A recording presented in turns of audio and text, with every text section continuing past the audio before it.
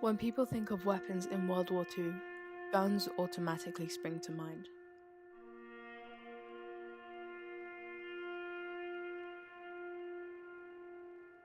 World War II saw 2.3 billion people lose their lives. It's impossible to find out the number of people killed solely by guns, however we accurately guess that it was very high.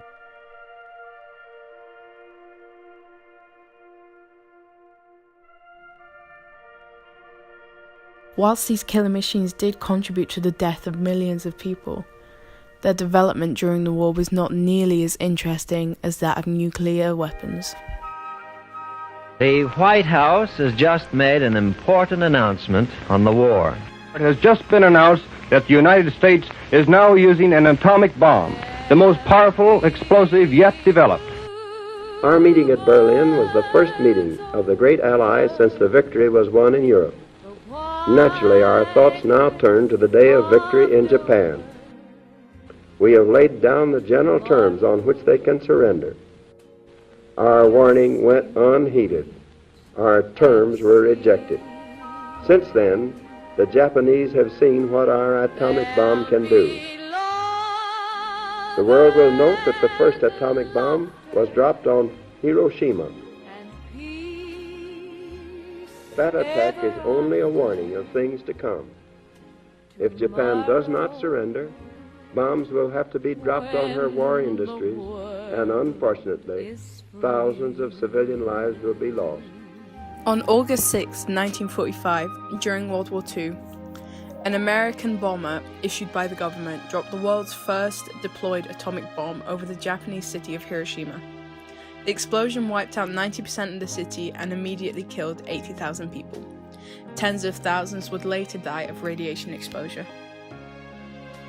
Whilst America was the first to launch atomic bombs, they were not the first to attempt to make them.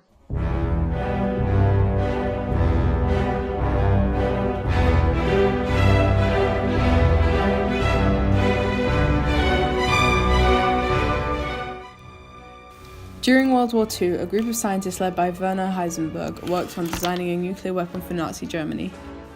Late in 1938, Lise Meitner, Otto Hahn and Fritz Strassmann discovered the phenomenon of atomic fission. Physicists everywhere realized that if chain reactions could be tamed, fission could lead to a promising new source of power. What was needed was a substance that could moderate the energy of neutrons emitted in radioactive decay so that they could be captured by other fissionable nuclei. Heavy water was a prime candidate for the job. In 1934, Norsk Hydro built the first commercial heavy water plant at Vemork, with a capacity of 12 tons per year. Heavy water contains an unusually high amount of hydrogen isotope deuterium, which is useful when making nuclear weapons. The only place in Europe that had large amounts of heavy water was in Telemark, Norway. Germany knew that to win the war they needed something bigger and more powerful than guns, like a nuclear bomb. They needed heavy water from Vemork to complete this goal.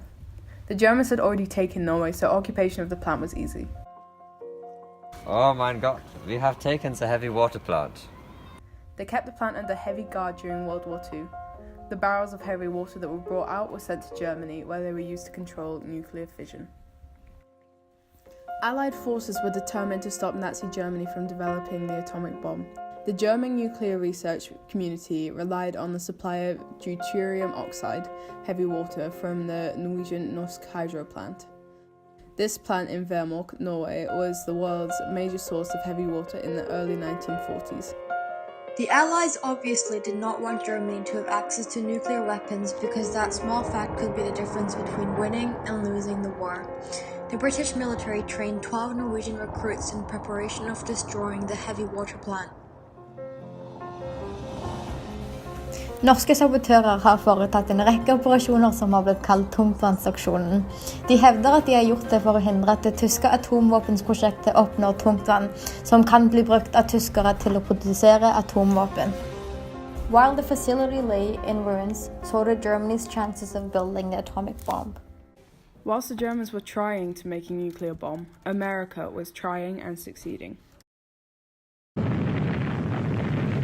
At 5:30 a.m., July 16, 1945, the world entered the atomic age.